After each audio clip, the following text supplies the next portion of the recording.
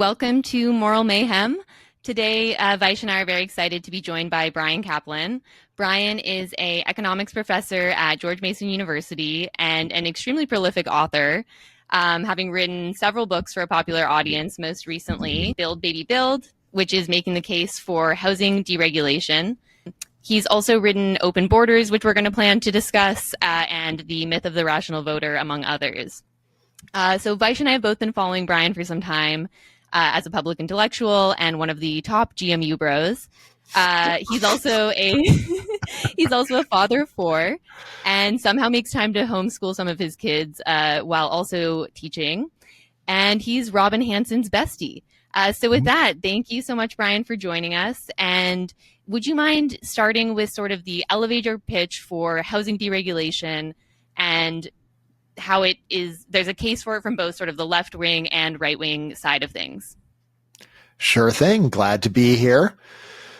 Elevator pitch. If you take a look at existing regulations of housing, they are draconian. It is very hard to build much of anything, very hard to build tall buildings, very hard to build multifamily.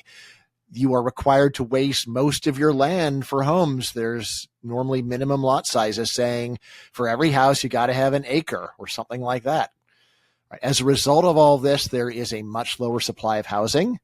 And then basic econ says, and the real world confirms, that all this regulation drastically raises housing prices, which from almost any ideological point of view is a bad thing. If you are left wing, then making homes unaffordable for regular families sounds bad. The regulation by raising the price of housing of anyone who's already got a house increases inequality. Housing's a necessity where people spend a larger share on it when their income's lower. So there's an especially hard hit for the poor. It also winds up causing a lot of other problems. For example, you wind up getting more environmental harm when you keep people out of cities and temperate areas. If you're really concerned about environmental harm, you'd want to go and get a huge population of people in California where the weather's naturally nice. So you don't need to go and use heating, air conditioning. And yet the normal thing that states like California do is to drastically raise the price of housing so that the planet gets harmed elsewhere. From a conservative or right-wing point of view, case is very similar. Comes down to this. We've got a pile of stupid government regulations that raise the price of housing for regular people. It also winds up making it hard for non-college males to go and get some of the highest paid work for people in that category. Also very likely winds up reducing fertility, which is a common right-wing concern these days. Really simple story is just this. When housing prices are high, people keep living with their parents. When people live with their parents, they're unlikely to get married and even less likely to have kids. If people could afford to go and get their own place at younger ages, then very likely we would see higher fertility. There's a few papers on this, but honestly, I just think that common sense argument's better than the papers that we have. So I'll say that. Yeah, I mean, on the fertility thing, I'll just say one anecdote, which is I asked a couple of friends, what would it take for you to have a third baby? And they're like, $1 million because we can't afford a house with enough bedrooms. And, you know, part of it is what you talk about with the higher standard of parenting that's expected too. So obviously there's cultural things there as well. But on the left wing, right wing thing, one other thing I wanted to bring up, though, is like, I totally agree that you can make a strong case from both the left wing and right wing to deregulate, but you can also see the case to keep the regulation. And I was wondering what your main arguments are. So when I've talked to left wing people who are pro keeping the housing regulation, what it comes down to is what you kind of talk about is the suspicion of the fat cats, the idea that they're going to build luxury housing, they're not going to build what regular people really need, and this idea that any kind of profit generating enterprise is going to harm regular people. And I think that comes down to a misunderstanding of sort of the fact that this is not actually zero sum, and that generally people, like, they build things that people actually want. And then on the conservative side, there's also sort of the conservative impulse to keep cities as they are, keep the character of places how they've been, which is sort of the psychologically conservative rather than the economically conservative point of view. So have you had any success in sort of quickly rerouting both or either of those things. I know you talk about keyhole solutions as some ways to address some of the edge concerns while still taking away the draconian nature of the current situation. Honestly, I think the best argument for the left-wing skeptic is just to say, I can understand why you don't trust me, Bryan Caplan, but Paul Krugman agrees with me, Jason Furman agrees with me, Matt Iglesias agrees with me. Really, honestly, just an argument from authority and saying some people that you trust who are smart and have looked at the issue on this particular case, for this issue alone, they agree with me. So that should be enough. If they really wanted to talk about the merits, then I would say, well, there's something called housing filtering, which means that when you build more stuff for rich people, it doesn't just wind up leading to greater abundance for them, because the rich people are moving away from someplace they used to be. Their now vacant places are going to be moved into by somebody else, probably less rich than them. Those people are also moving from a place. So in the book, I say it's a lot like musical chairs in reverse, where instead of taking chairs away, we're adding chairs, which really does mean that it's easier to get a chair. If you think about being rich in the real world is a lot like being fast in musical chairs. Well, when you add more chairs into musical chairs, and suppose you add some really nice chairs, it is true that the fast people will end up being in those really nice, comfy chairs. However, it still means you freed up some other chairs, which previously will now be occupied by someone that would have been out of the game and couldn't have had a chair. I mean, if I were really trying to convince people and it wasn't just an argument from authority, I think I would just say, well, do you mind coming to Walmart with me? All right, let's walk around here. You think this stuff's for rich people? It's not. This is one of the most successful businesses in the history of humanity. And what their business model is selling endless piles of really cheap stuff to people of modest means. Millionaires aren't shopping here. Look at the customers. Now, if someone's really stubborn, then they will just change the subject to the plight of the worker at Walmart. It's like, gee, all right, it's really hard to please you. All right. I was going to say the convergence that you referred to amongst at least like left or left wing and libertarianish intellectuals raises the interesting question of, well, then why haven't we gotten the changes we'd like to get? And so presumably there's some sort of other type of convergence that's happening at the local level politics, right? Mm-hmm. Where people, I think what I've found is that NIMBY arguments are often, there's a multiplicity of arguments, all of which are trying to argue for the same thing. And I think it's a little bit different, where you should always be suspicious if people are trying to give very different justifications for ultimately blocking housing. Yeah. So what is, like, can you paint a picture of like, what does the modal or median NIMBY really look like? Like what are the NIMBY demographics? The best evidence we have on this comes from a book called Neighborhood Defenders, where they pretty much got transcripts from every land use meeting in the state of Massachusetts, and they just went through the text and found out, what are they arguing? What are they like? I mean, normally it is homeowners that show up, but they're not statistically representative homeowners. I think they're quite a bit more likely to be retired or otherwise have a lot of time on their hands. And then if you were just to base it upon what they say, I was like, neurotics are highly overrepresented. If you know your 5-factor personality model, well, one of the 5 factors is neuroticism, just a tendency to having a lot of negative emotionality. The people who show up at meetings are people with an extraordinary amount of anger and fear and sadness, so that whenever you talk about change, they just leap to the worst possible conclusion. I think those are the people that are driving it. Going back to the part 2 of the previous question, what would be the best way to go and talk to people who are conservative or right wing who do support the regulation? I think a lot of it would be to say, look, like, you don't have the same deep, broad objection to markets that the other side has. So I'd probably start by working with that and saying, look, are you someone that doesn't like Walmart? Like, where do you think that people with low income should be buying stuff if not for Walmart? Are you really going to go and condemn that? There are, of course, people who say it was so much better back when it was just a bunch of small businesses and you went to buy your meat from a butcher and your vegetables from a vegetable seller. Like, if a person's at that level, then it's pretty hard. But I think, honestly, I would probably focus on fleshing out what I was mentioning earlier about the job opportunities for non-college males. I wrote a piece called Revive Construction, Not the Rust Belt. And it's just saying, look, you're really concerned about the plight of non-college males and how do they fit into this modern high-tech economy? And a lot of the answer is they don't. Again, it's just not going to work to try to revive the manufacturing sector with protectionism. You just have to go and to make the protectionism at such a strangling level, even that would barely do anything. Whereas housing deregulation is a totally realistic way of doing it because there's just so much pent up demand for housing. The way I like to think about it is this. Imagine someone just goes and gives you 5 free TVs. They leave them on your doorstep. You might actually be annoyed at this person because we've gotten so good at manufacturing TVs that after a point, it's like, I'd rather throw them out than get more. Housing is not like that. Most people would still like a lot more housing if the price were right, which gives us an idea. This is the sector to deregulate if we want to get a lot more employment in it. And so if you're imagining the wonders of an earlier period when there were a lot more opportunities for non-college males, family formation in working class families was higher, this is the most realistic path to it.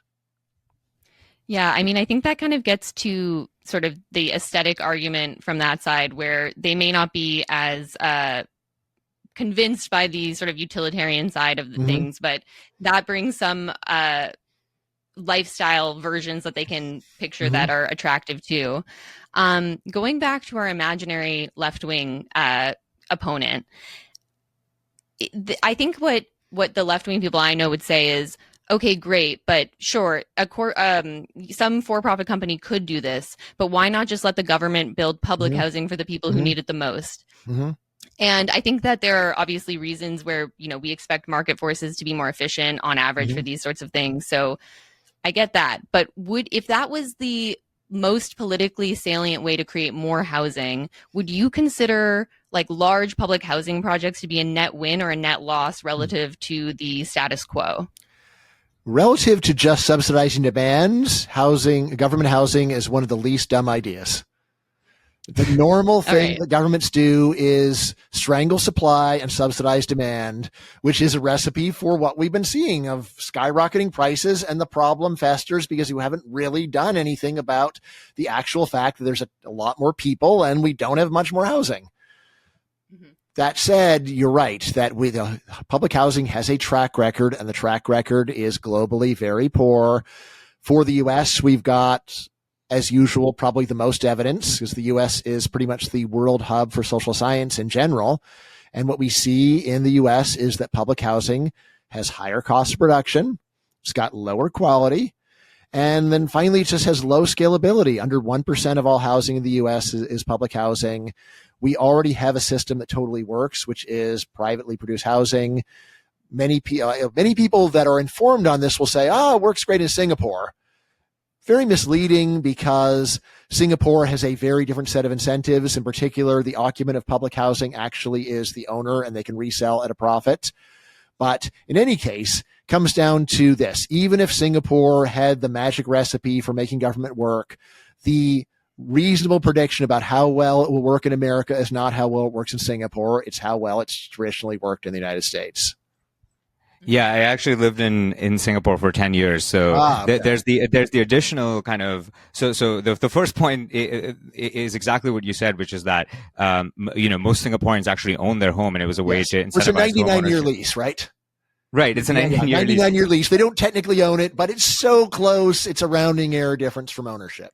And if you had to think about why do they have to build this and why couldn't they let the market do it? One potential answer that I don't find entirely satisfactory, but it kind of gets at it, is that Singapore is unique in its geography and being this kind of financial haven for a bunch of investors from China or Hong Kong and even other parts. So the investment properties there have far greater demand than other types of properties, and they tend to just stay vacant. So one could make the argument that perhaps it doesn't have the same sort of marginal impact on housing people. Right. I mean, this vacancy argument is another one very popular among people who are skeptical about markets.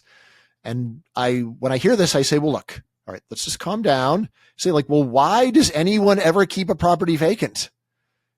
First, it's why would you? It's kind of weird. It's I want to make money by buying something and then not occupying it and not renting it to anyone. It's why would you ever do that? And then you think about it more. Okay, well, you might do it because you need some time to get it ready. You need some time to get it ready, or you're thinking it's going to become even more valuable in the future and you're worried about somebody messing it up. But the general point, why is it that you don't rent out every room in your house? It's like, all right, well, there are some reasons for vacancy. And once you realize that there are totally normal reasons for keeping something vacant, then the next thing to realize is, well, if you tried to go and prevent people from making it vacant, the real result is just going to be they're going to try to figure out some other way of getting it because they want the vacancy as a buffer for some purpose or other.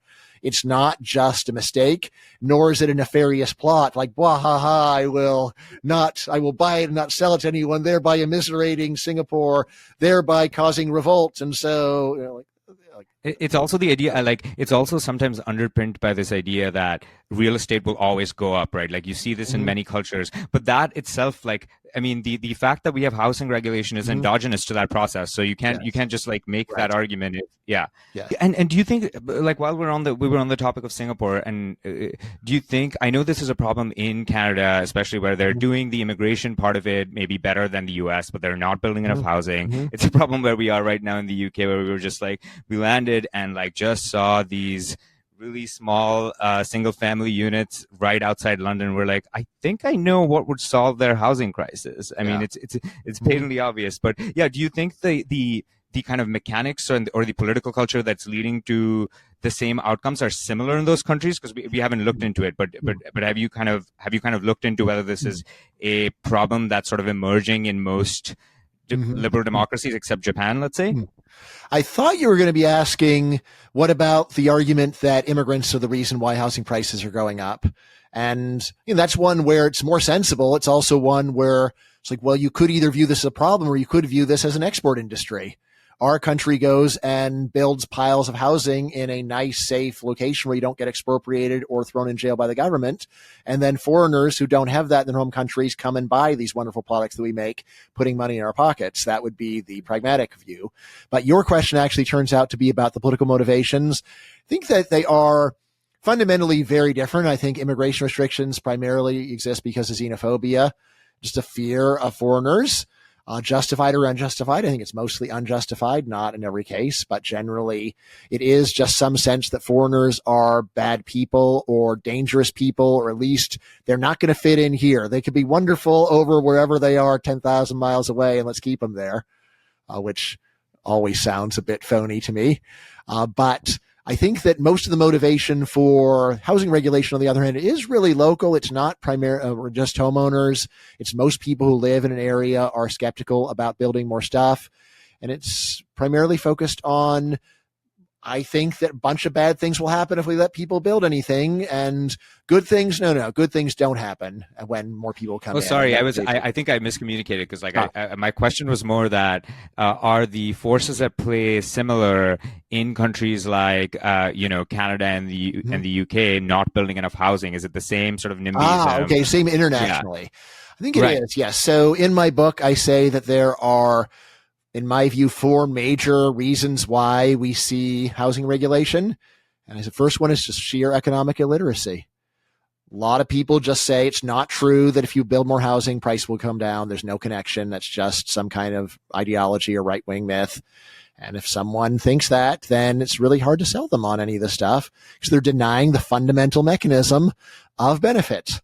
All right, so there's that one. Then I say there's status. So that's, I think, we don't honestly, we only have specific data on this as far as I know for the US, but for everything else that I've ever seen, I haven't noticed that economic beliefs differ very much between countries. There are probably better and worse countries, but the basic errors seem pretty constant. I talk about status quo bias. I think that's a human universal. Paranoia piled on top of that, also human universal. And then finally, innumeracy, which again probably does vary from country to country. I think Germans, for example, are way better at decimals than America. I think actually, most Germans can, when you just go and ask them cold correctly, do correct decimal math, whereas most Americans can't. But anyway, in the book, I say that often the argument for housing deregulation is that we got trillions in gains, and the arguments against are a bunch of billion-dollar complaints.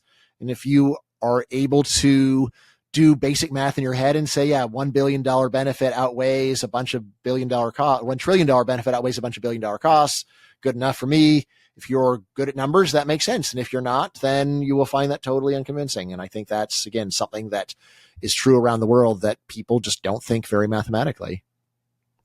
Yeah, I think you talk about it as sort of the seen and the unseen, that it's Hmm. easier to see the Hmm. potential things that you will lose and harder to see the Hmm. things that could be Right. gained. That's the status Um, quo bias, exactly. right, right. But yeah, the economic illiteracy I find very interesting because, on the social side, people who are left wing see the fact that, hey, consensual interactions that both people agree to between adults are generally positive sum, and we should like let people have the type of Mhm. marriages they want and the type of family structures they want and all this kind of stuff. But then when it comes to Unless there's a economic power transactions, relation, unless there's not affirmative consent, unless right? yeah, That that's a very high level theory, which I don't see actually winds up doing more than blessing stuff that they like. But maybe I'm no, wrong. I you're preaching to the choir. I've written quite a bit about consent Yeah, and the age gap lack of that could never ability. be consensual, right? Yeah, no, yeah, Brad Pitt I, can't I, consensually date a waitress. I recently wrote about this. I call it the sacredness of desire. It's also this conception Mm, that consent for any reason other than pure sexual desire is not true consent, which is not yes. something that we would think in any other area. But Yeah. anyway, Hopefully not. right, I'd like a exactly. pack of It's gum. Well, but it's just this idea that like, oh, if somebody consents because they are impressed with somebody for some other reason than their pure physical attractiveness, then yeah.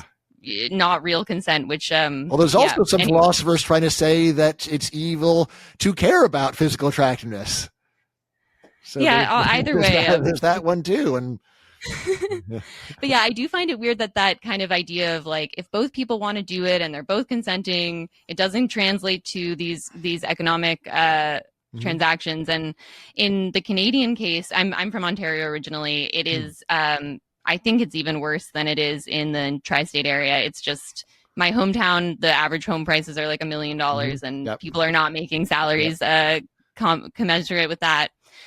But Nope. you had Land mentioned. everywhere and not a house to buy. Yeah, exactly, exactly. There's so much land. I mean, I, and there's this concept of like, well, we need to keep the farmland here because of something. I'm not quite sure what the something is, but Americans are going to starve you into submission. It's coming. Trust me.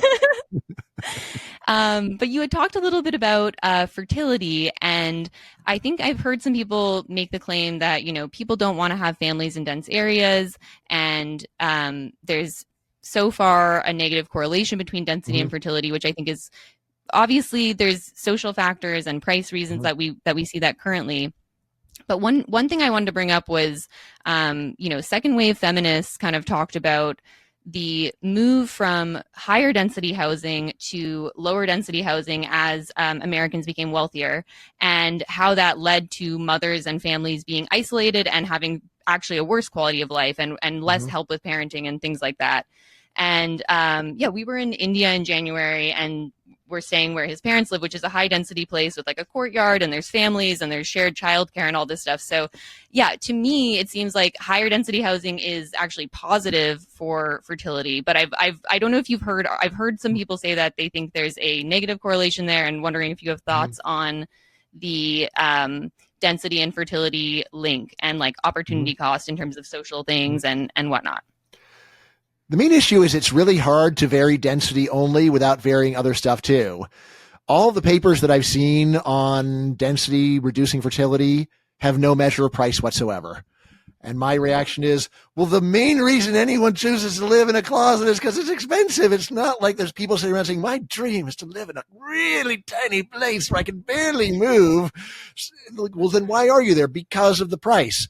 Now, your point is interesting because you can see that if we could hold price and just the size constant, then merely go and vary how close are you to friends and family, it's also plausible that would be a way to get fertility up. I mean, worth pointing out that it's like, well, maybe you could do that without needing any policy change. Like you can try to buy the house right next to your parents. Maybe the immediate neighbor will refuse to sell. Just in terms of pure self-help, I've often advised people who want to live in a neighborhood and they can't get the place they want. So why don't you just go and put a flyer in every single box within say a quarter mile, say want to go and sell your house. I want to buy. I'll save you the 6% real estate commission if you're in the US, because we have those terrible real estate commissions, and then just see what sticks. So I think this is totally doable. And I mean, maybe it wouldn't work, but this is what I would advise anyone that I cared about to do if they wanted to live in a specific location. I have actually thought about buying up a home in my area just so my kids could live there one day. I didn't quite do it because I was like, I mean, it's going to be like a pain in the neck to have to rent this thing out for 10 years. It'd be too expensive not to rent it out. So my parents actually did own rental properties when I was a kid, and it was the hardest way they ever made a buck. So I'm not too inclined to do it myself, even though it was tempting. Yeah, I briefly had an Airbnb, and it was fun, but it was a lot of work for a little payoff. But did you? Sorry, oh no, go ahead. I took it from you. I just wanted to going back to sort of the conservative kind of keeping things as they are, historical preservation type of argument. We live in a neighborhood that has a lot of historical preservation in Brooklyn, and it's very attractive, and we enjoy that. We happen to live in one of the few high rises in the area, and we particularly enjoy the modern amenities. Are you? Very much free riding, because we have all the modern amenities, and then we've got the view and all of that. So it's great. But yeah, I think, could you talk about sort of keyhole policies where, yes, sure, if there's really beautiful architecture, maybe you can have a couple of blocks built off. But, in New York, we have some of these tenements in the Lower East Side and things like that are protected as historical preserved buildings, which are objectively low quality on almost any metric and not attractive.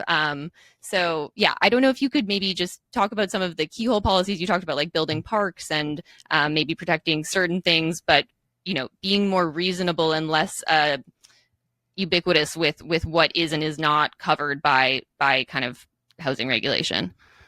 The most obvious keyhole solution is to say that historic buildings pay lower property taxes, and if they still get torn down, they get torn down. You could even go and make the formula depend upon how old the building is or something like that.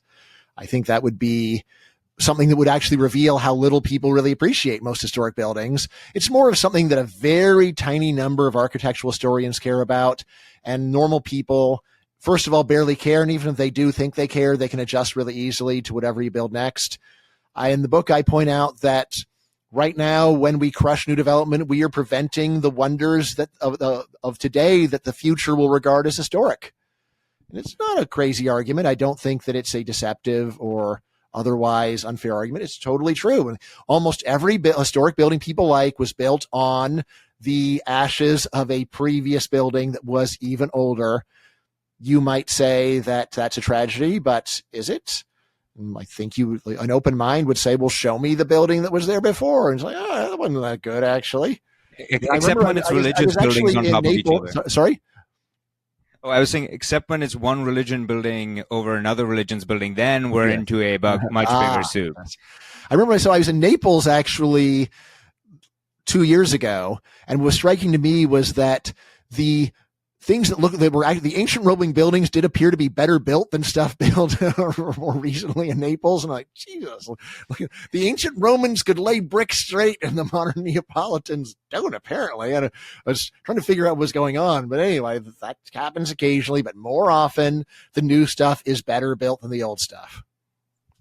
Yeah, there's this cultural phenomenon too, which is interesting, where if you go to a place like Brooklyn, where 20-somethings live, there's a identity formation that happens in living in dilapidated, shitty buildings with your 5 friends, and it's supposed to be artsy, and we've all, I guess at least I've given into that impulse, for a few months when I was living in Singapore, and it was just it's objectively worse to live in older buildings, right? Oh, yeah. And Yep. but I think the fact that that's the only thing available means that young people have sort of associated some form of status with living in these older buildings with fewer amenities. It's interesting.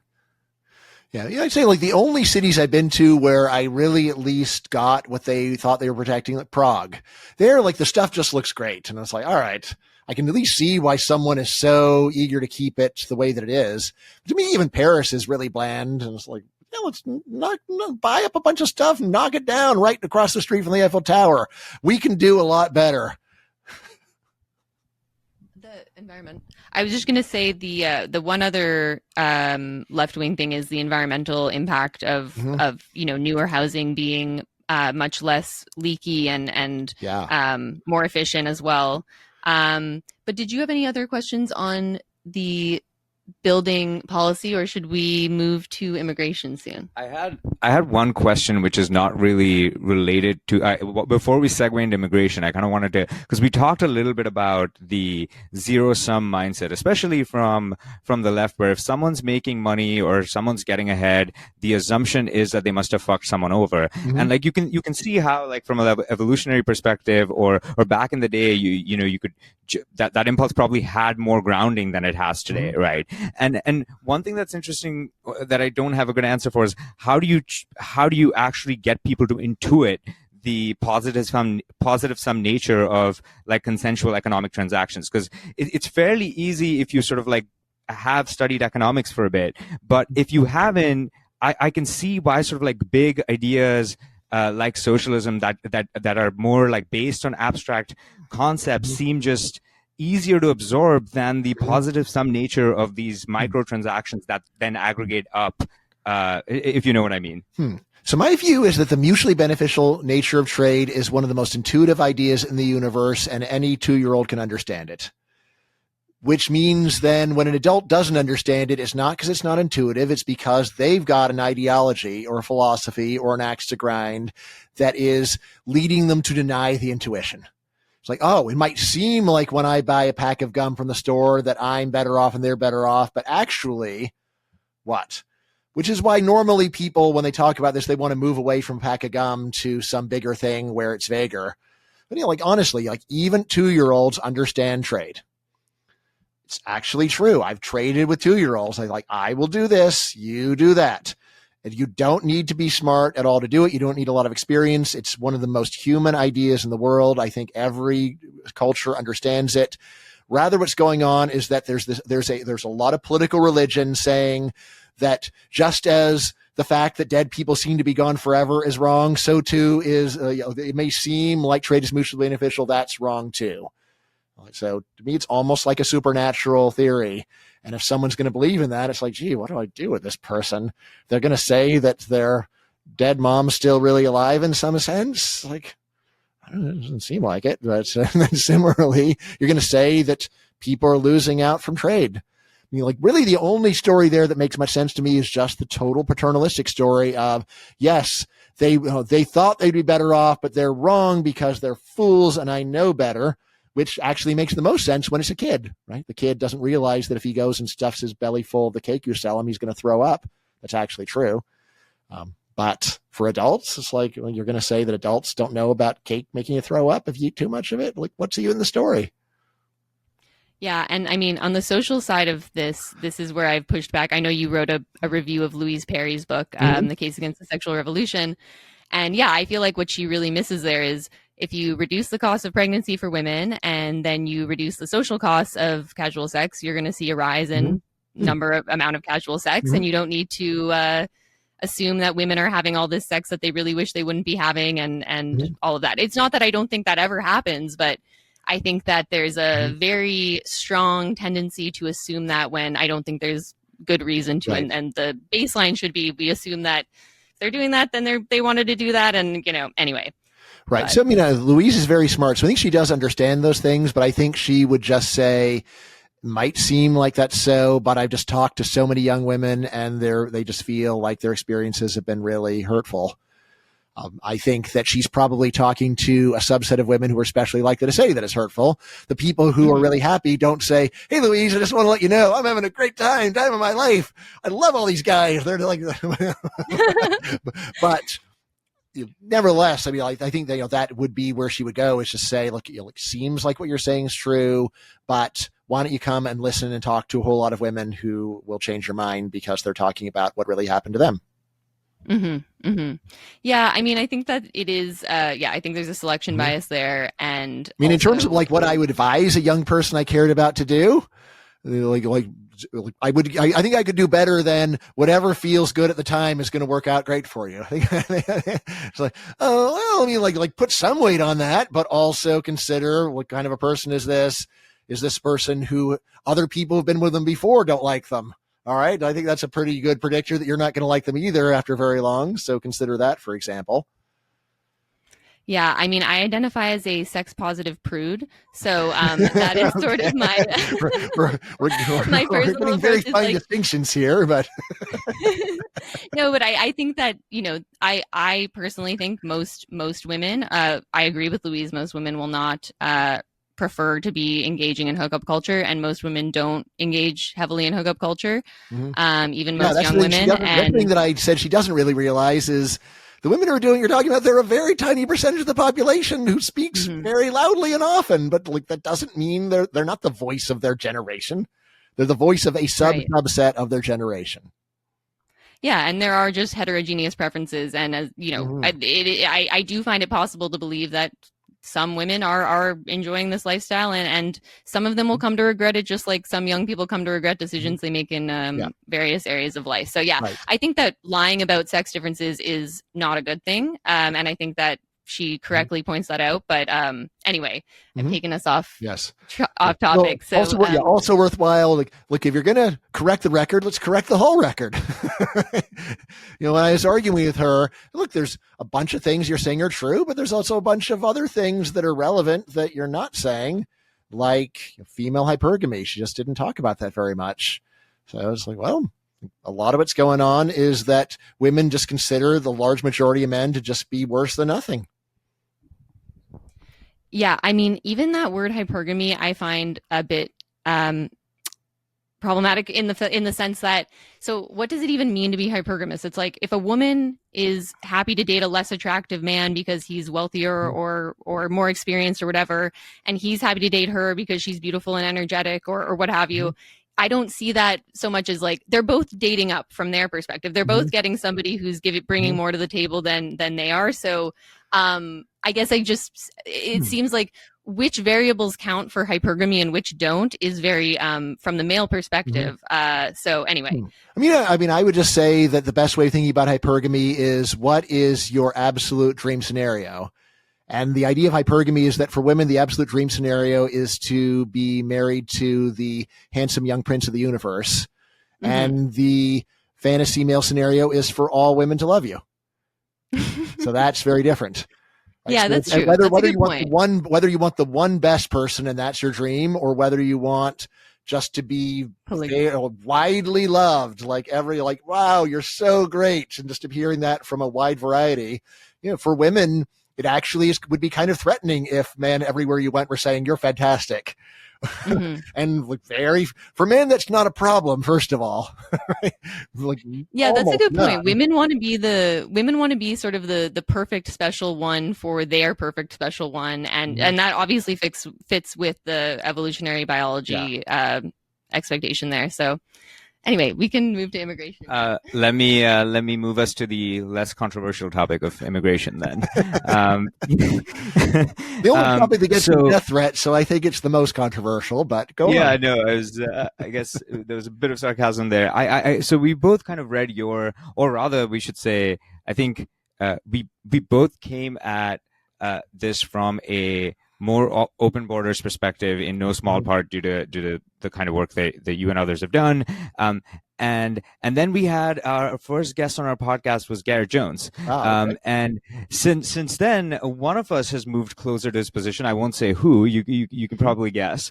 But I think the question that I want to open with is the following, which is that if I had to very crudely summarize the thesis of open borders, it's the idea that, hey, it's really unjust that people are stuck in unproductive places, and just letting them move to productive places is a massive welfare improvement, and a trade we should only prevent if we have a very good reason to do so.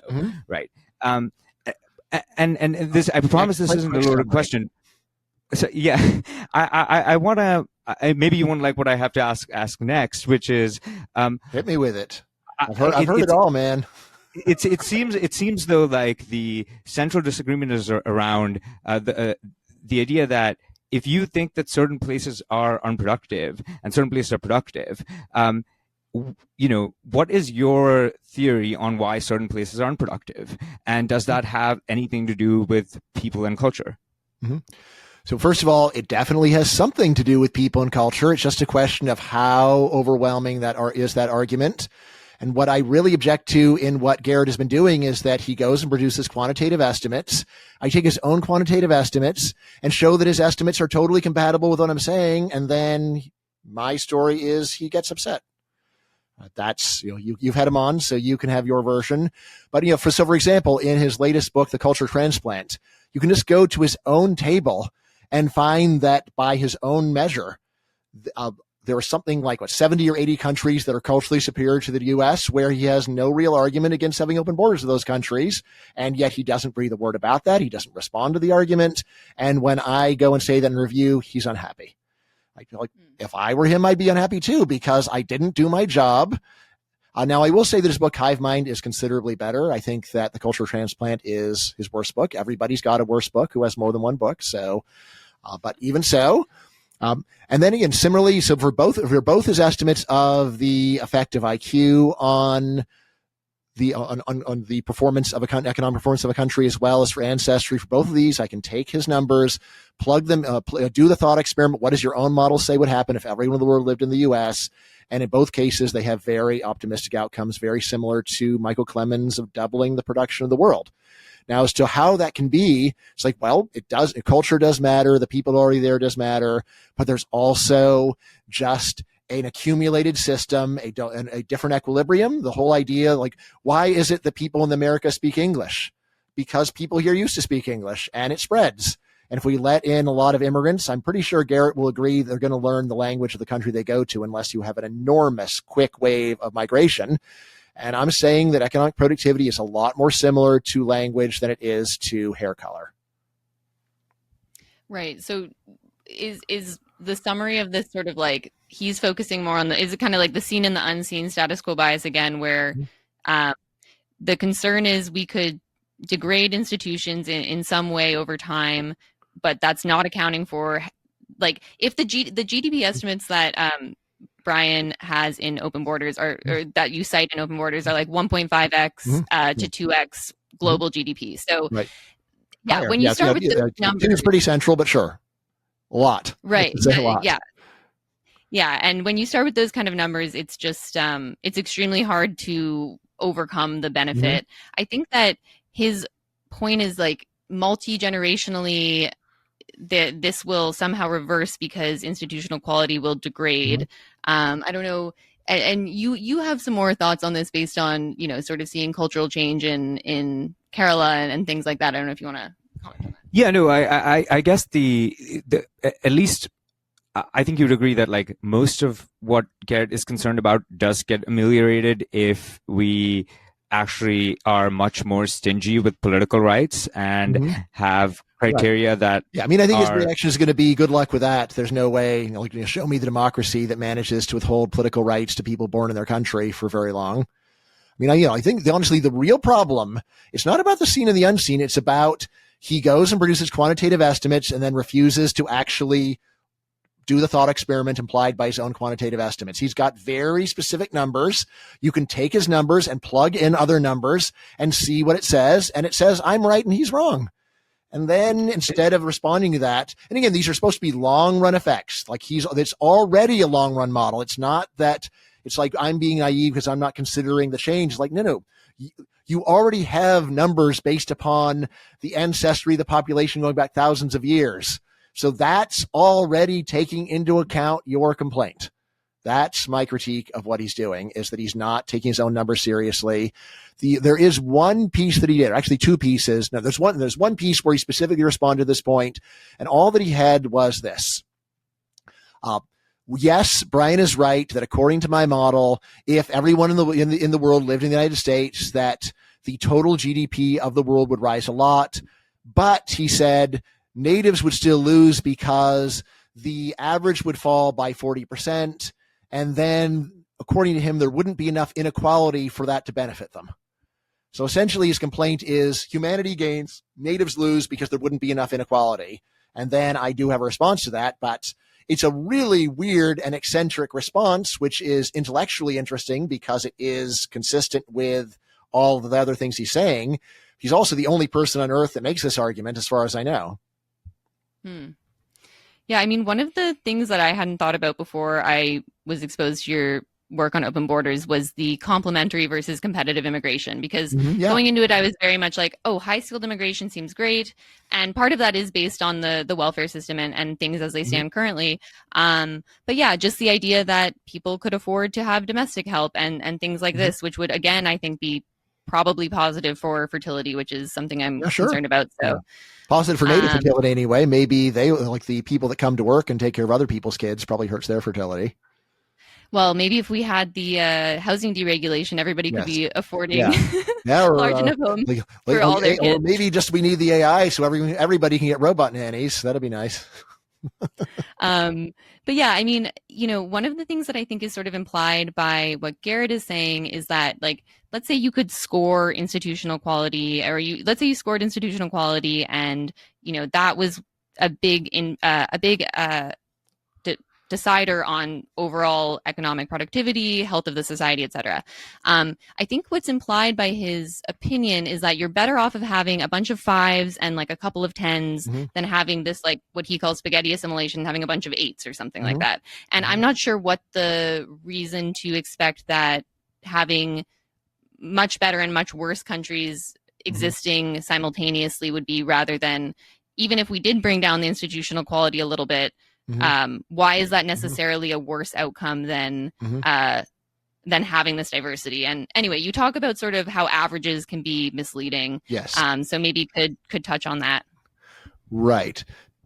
Mathematically, there is a version of this that's true, and it just comes down to this. Suppose that you could have one town in the world that grows at 10% per year, and the rest of the world grows at 0, or you could have the whole world grow at 1% per year.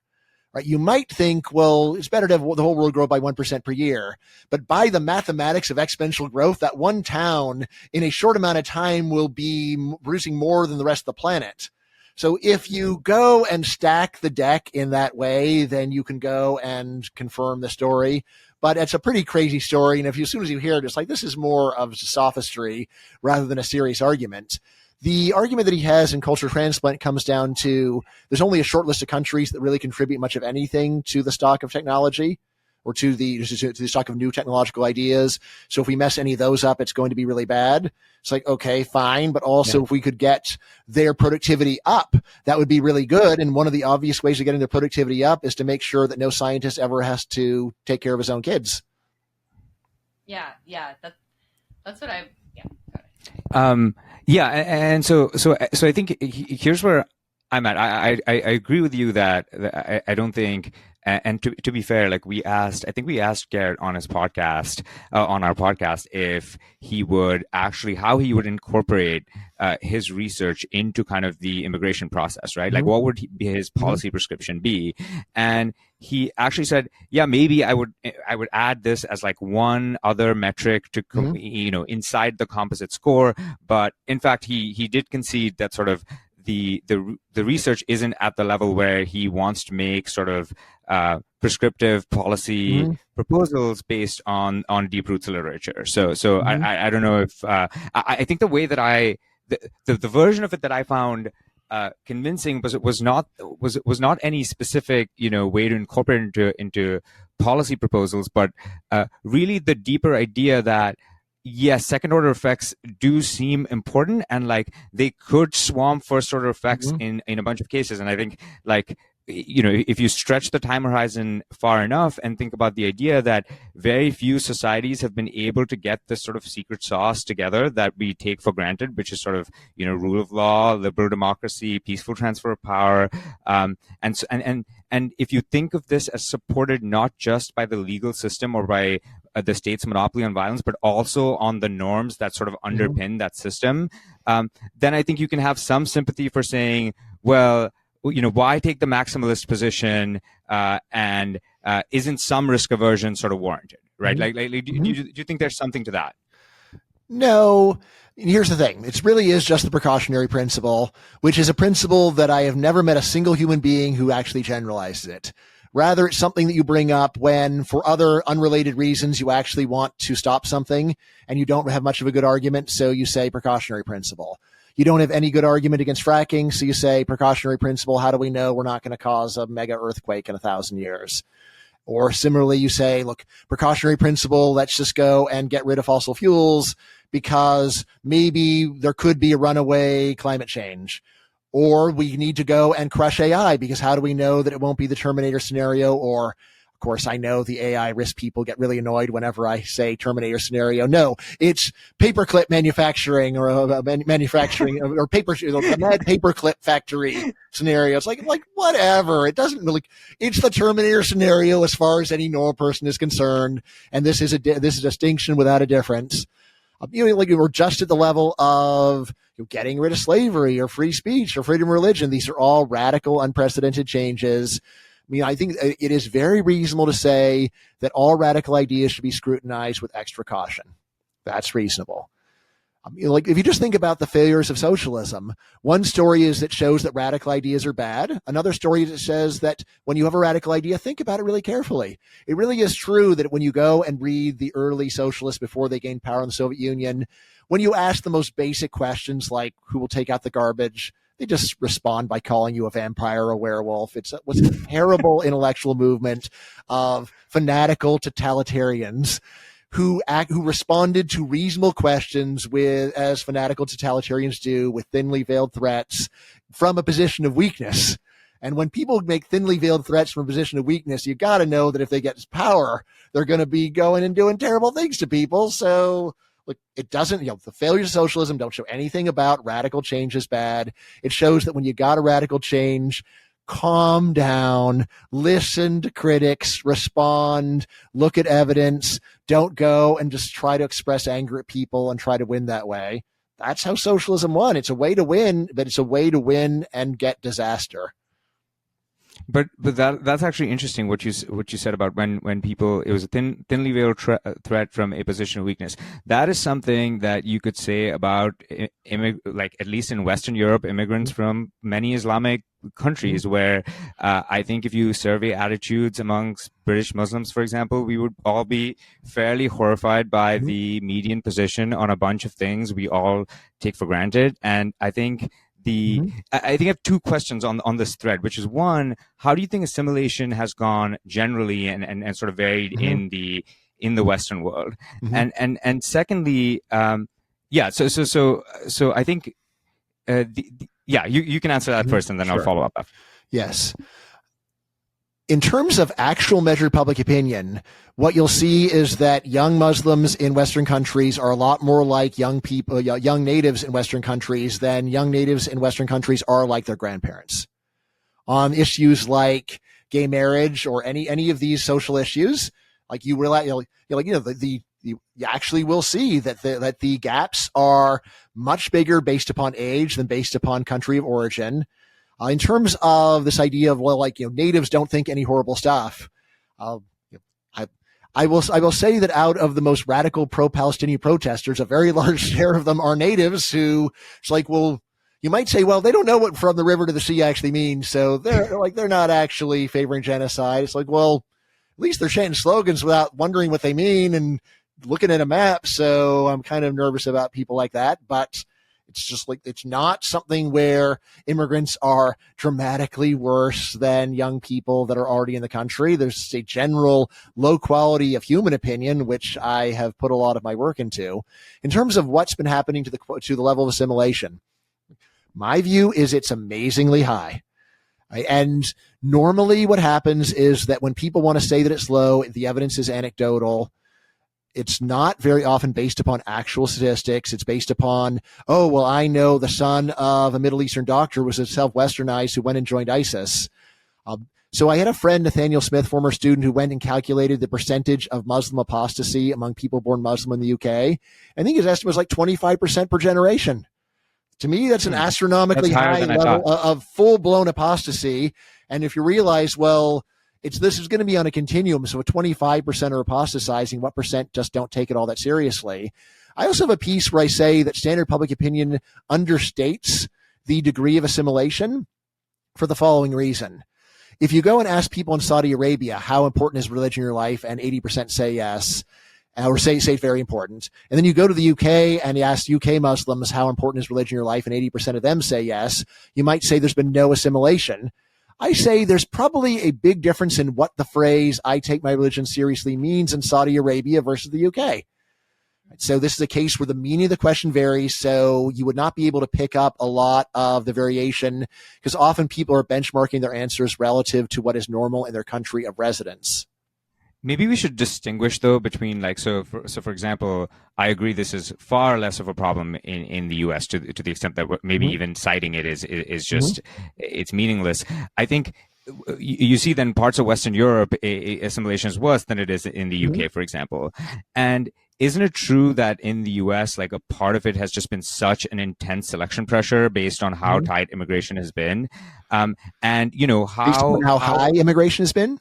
No, just based on how hard it has been to immigrate, and like just the preferencing of apart from like immigrants from basically apart from Latin America and the U.S., the immigration has mostly been high skilled in recent decades. And I guess the question I want to bring up is that's like saying apart from my arms, I like most of my limbs are legs. All right. I guess immigration cannot be dismissed. It is. I think it's actually a majority of all immigration to the U.S. I'm not 100% on that, but I think it's been a majority of immigration to the U.S. for the last 50 years. So, but please continue. No, I guess my question was on something that you do allude to, at least in your paper, which is on the out of distribution effects, right? So what we've been seeing so far. We have no idea if this will sort of generalize when we have an open borders type policy that you advocate for, and what are the forces that we how would you think about sort of how we should think about the sample that we're going to draw under such a policy? Yeah. Great question. So anytime someone says we don't have any idea or we can't possibly know, so I say, if we talk like this, then we have to hold back almost all progress, because we've never had AGI. So how do we know that it won't kill us? It's like, well, we do what human beings normally do, which was we try to generalize from the facts that we do have and then couple it with common sense. Like hysterical predictions of doom are almost always wrong. So this is the way that I approach it. What I would say is that the U.S. actually has had a lot of low-skilled immigration. We've had a lot of low-skilled immigration during the past 50 years. You're right. So most of it's from Latin America. But to say Latin American low-skilled immigration is totally different from other kinds of low-skilled immigration, it's like it's somewhat different.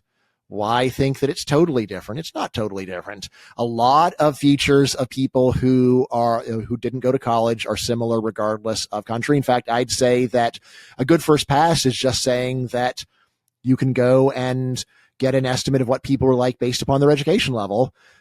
There are some problems with that. I say actually that tends to be biased against immigrants, because immigrants from poor countries, normally their kids actually have a lot more upward mobility than otherwise similar natives would have had. We can see that basically if you're a native born American and your parents are high school dropouts, then you're really unlikely to ever go to college. On the other hand, if you are an immigrant and your parents are high school dropouts, you are several times more likely than a native. And it is because of the obvious story that a lot of the reason why immigrants have low educational attainment is just that they actually had severe environmental deprivation. So they were trying to survive and didn't have time to go and become physicists or doctors or whatever.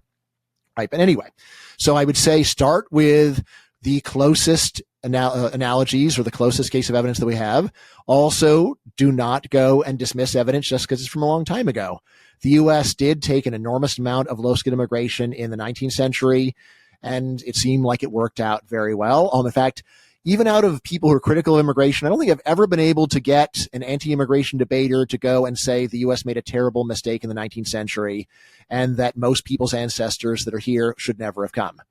Normally, instead, there's some story about how those immigrants were fine, even no matter how low skilled they were, even if you're just coming from the potato famine in Ireland, or you're fleeing from the persecution of the Kaiser in Prussia or the Tsar, it was fine back then. And then it really comes down, there's a story people don't want to say, which I think they should say, and we can talk about it, and it's that of, well, look, even though they were lower class, still they were from this desirable ancestry or higher genetic IQ or whatever story that's going to have people bite your head off for being racist. But I'd say, look, just say what you really think and let's talk about it. And then the other one that I've gotten is we've gotten so terrible at assimilation as a result of multiculturalism that's messed it up. And for that, I'm like, all right, I think that's grossly exaggerated, but all right, fine. How about we just focus all anti-immigration energy on assimilation of immigrants, and you stop saying that you don't want immigration, and instead you say every fiber of our energy will be devoted to curriculum reform. We're no longer going to bother Congress. We're going to go to school board meetings and demand that we get an assimilationist curriculum. And they don't really want to do that because I don't think they actually think that.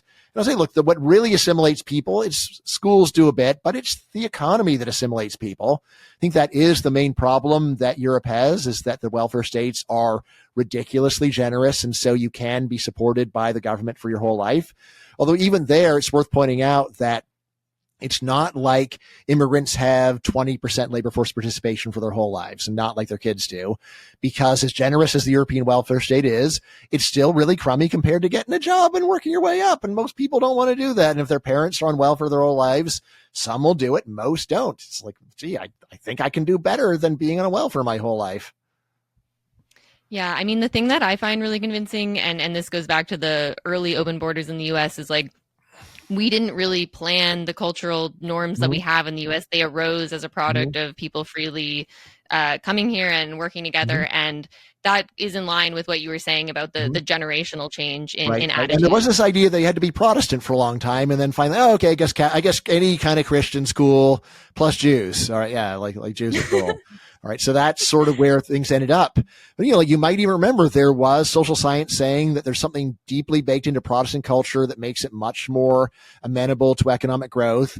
And then you look at pretty much like almost as soon as Weber said that, Catholic Europe started growing like gangbusters.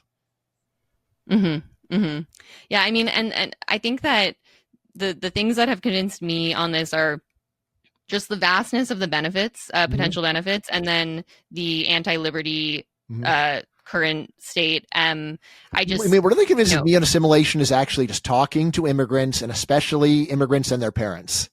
And that's when you realize the gap between someone who grows up in this country and their parents is vast compared to their gap between me and them. Yeah. It's just huge. Yeah, my wife actually technically is first generation, but she came to the U.S. when she was 7. And when someone says, oh, there's the shadow of ancient Romania hangs over her, and like, no, it doesn't. That is just total confirmation bias. If you didn't know that she was from Romania, you simply couldn't tell. And on the other hand, with her parents, of course, they had not just a strong accent, but they just had a lot of attitudes that would seem very strange, even to native-born Americans of their own age, much less to young Americans today. But there is just an enormous effect of assimilation, which you can see just by talking to immigrants and seeing, this person's really different from what they would have been like if they'd stayed in their home country. Right. Yeah, and I mean, we're both U.S. immigrants, and I just got my citizenship recently. Glad to have you all. Thanks for coming. But the other thing, which is a very small issue relative to the people who actually have no ability to move here, is just the amount of paperwork and time suck. Vaish has wasted a lot of time over the past year dealing with visa applications and paperwork that could have been gone into doing much more productive things. So even Mark Korian, who's the president of Center for Immigration Studies and the most prominent anti-immigration think tank in the world, I debated him 5 times. Even he says our system is ridiculous, and either it should be you're above the bar, in which case we just verify you're above the bar and you get in immediately, or you're below the bar and you say no. The system where we just keep people in limbo for years saying, I don't know, maybe not. Like, even he admits that's idiotic, so makes a good point. Yeah, it's just a huge time suck for everybody involved. But if you don't mind, do you mind if we move to the fertility really quickly? I wanted to ask you what you think about something related to fertility policy, and I think that I saw you wrote Fertile Formula, I think Fertile Formula or something blog post recently. which was talking about, what if we gave basically significant tax breaks, lifetime tax breaks per kid. I think it was like 20% per kid, 50% for the first one. So I think that on the one hand, again, this was all hypothetical. I said like no kids plus 50% taxes. And then one kid normal, and then each additional one cut 20% off. And once you're up to whatever that would be, let's see, so 20, 40, 60. Actually, yeah. So, well, anyway, whatever it is, I'm bad at doing that in my head. But kids, yeah, once you're at like lifetime 5 kids, tax. then no taxes. Right. So when I've thought about the fertility thing, and I think that, as people have pointed out, economic policies that have been tried elsewhere haven't worked. That's because they're very, very small relative to what you would actually need to get people to make a change. Like I've talked to, relatively middle-class people, and it's 500K plus sort of size benefits that they would think that they would need to do this. This is based on totally anecdotal surveys. Right, sure. But given the expense, anecdotes are and better than most people have.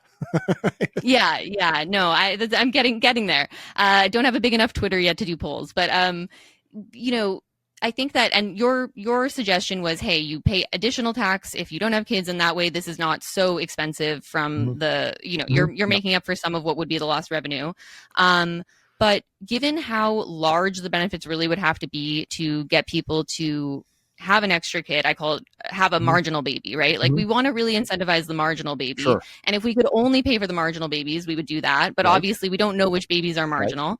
But from just looking at the numbers, like the third baby is way more likely to be marginal than the first or the second. So why not just start fertility policies like this at the third baby? I'm not convinced actually the third baby is the most likely to be marginal. I think the first baby is the most likely to be marginal. Because there's people, so I think there's a lot of people who are actually have 0 kids or some. I think that's actually one of the most common approaches that people have is 0 or greater than 0. And it's very common actually. So this is also anecdotal, but I've noticed there are people who are weighing whether to have any, and then they decided to have one, and before you know it, they got 2 or 3. And I think it makes a lot of sense because once you actually have one, you've already totally transformed your life. And then the additional cost of going and having another 1 or 2 is actually not that much, in fact. So that's part of what I'm thinking. Going back, I think it's not true that actual experiments have shown that baby bonuses don't work.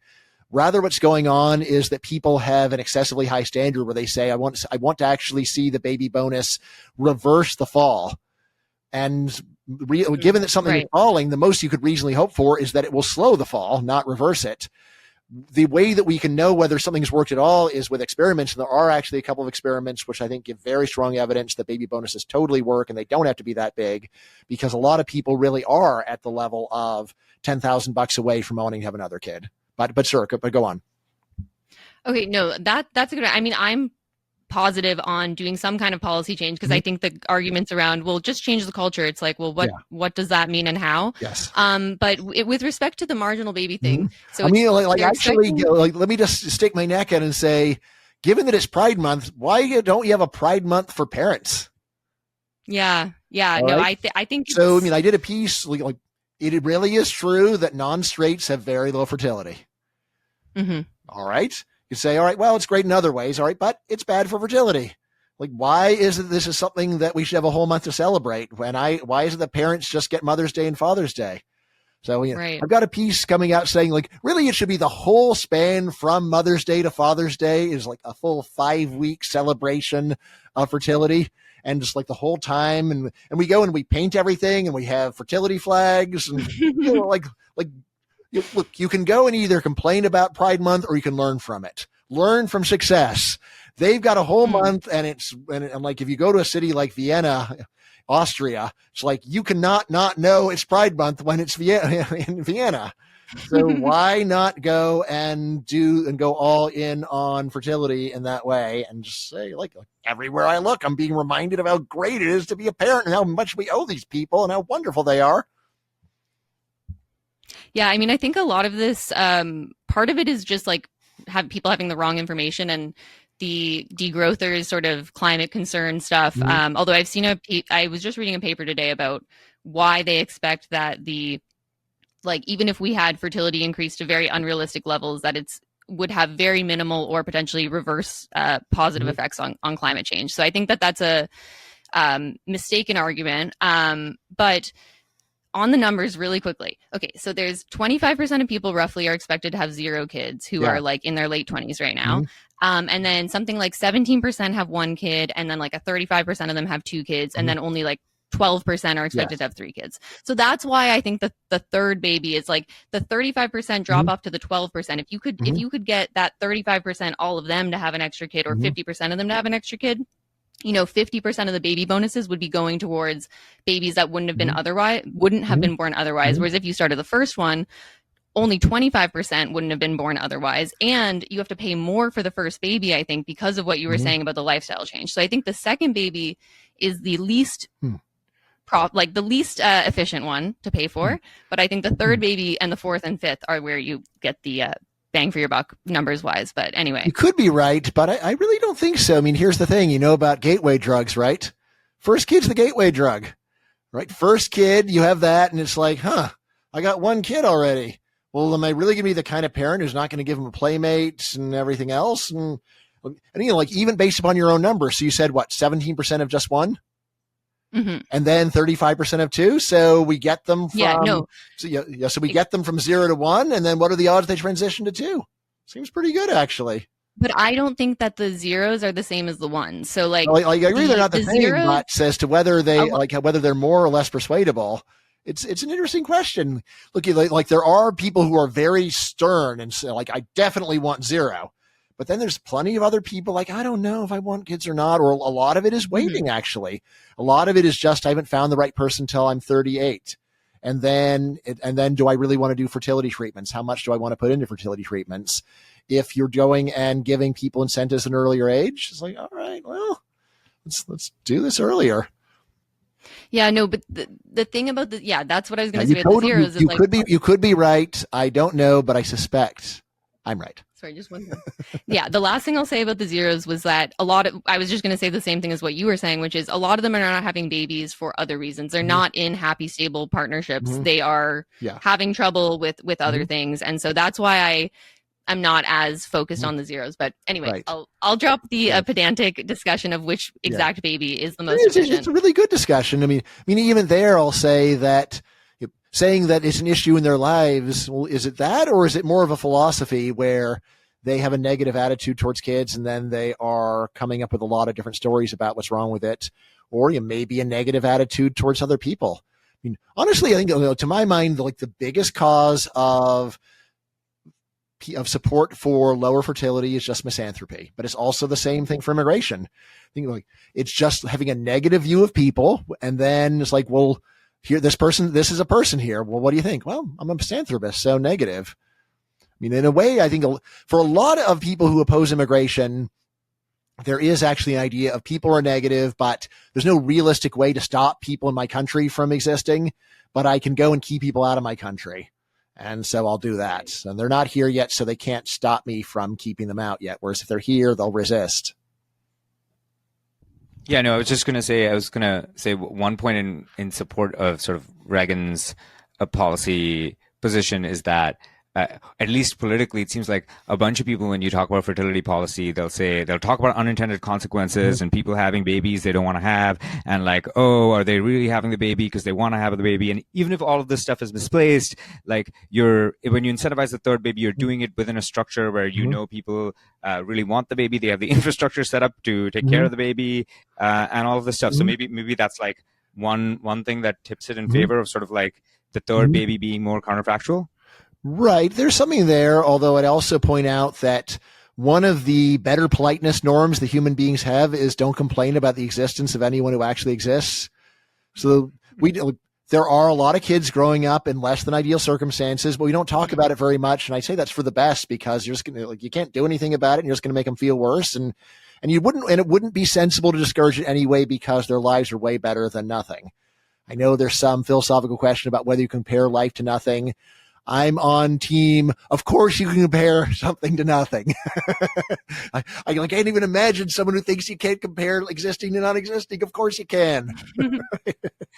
Yeah, I totally agree. I don't find that convincing at all. And I think it's just, especially on the right wing side, there's a lot of purity around which types of babies should be born in which situations. Like I've even had people push back on that. Like I've written about reproductive tech, and they're like, well, you don't want 40-year-old moms because they're going to die too young, and that's not fair to the kids. And I'm like, I don't know where you're going with this, but Yeah. the last thing Although I I like will about say, like one of the more positive things of the pro-life movement is being accepting of anyone who gets born.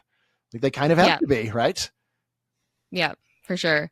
No, exactly. And there that is there is like a people who are pro natalist are definitely right wing coded in some circles, but I also see the, anti tech right wing side, which is very concerned about any kind of reproductive tech. Last thing I like about the third baby is that I think it would lead to more big families. And if big families were sort of the most common type of family, I think that is an actual avenue for cultural change to make things more easy and accessible for larger families and make that higher status and whatnot. So anyway, that's my last thing. And you're somebody who has made me think that larger families seem more glad to do it, doable and interesting.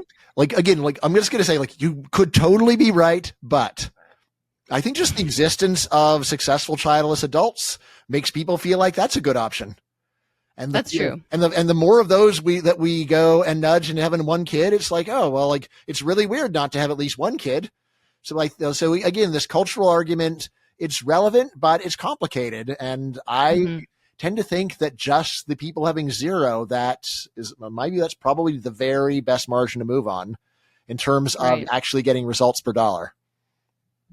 Yeah. Right. And also worth pointing out, people going from 0 to 1 are probably going to be the ones who are totally full of resources to take care of those kids. So they're not going to be a burden on anybody. Yeah, and especially, I mean, your suggestion and what I also support is tax break type policies where they are differentially large benefits based on it's crypto eugenic. Yeah, we just don't say that part too loud. Well, yeah, it sort of messes up the crypto part, but it's crypto eugenic. Anyway, I know we're coming up on time. Was there anything else you wanted to ask before we finish? Well, thank you so much, Bryan, for your time. Everybody, Build Baby Build is a graphic novel. It is a great read, and it is very difficult to argue with. There's so many avenues of positive potential here, and as people living in New York, we would love for housing to be cheaper. So, all right, thanks again for your time. And future kids, I want it to be so cheap that you can't afford to not have at least 3. That's what we're hoping for. All right. Sounds good. Is there anything else you wanted to direct people to before we close out? Right. No, so my Substack is Bet On It. You can get all of my books on Amazon, although the new book should be available everywhere. And last thing is, I'm just hoping to go and meet your kids one day. Sounds like that. Yeah, that will make my day. Well, we're getting married in January, so hopefully soon after that. All right. You're going to have are you going to have an awesome India wedding, or what are you going to do? Yes, we are. We actually were just talking to a venue today. So we are getting married in Kerala, which is where his family's originally from. All right. And then we're planning to do a smaller thing in Ontario for the people who can't make the 20-hour flight. Fair enough. All right. So congratulations, you guys. Thank you. Thanks so much for your time. Thanks. My pleasure. Bye-bye. Bye-bye.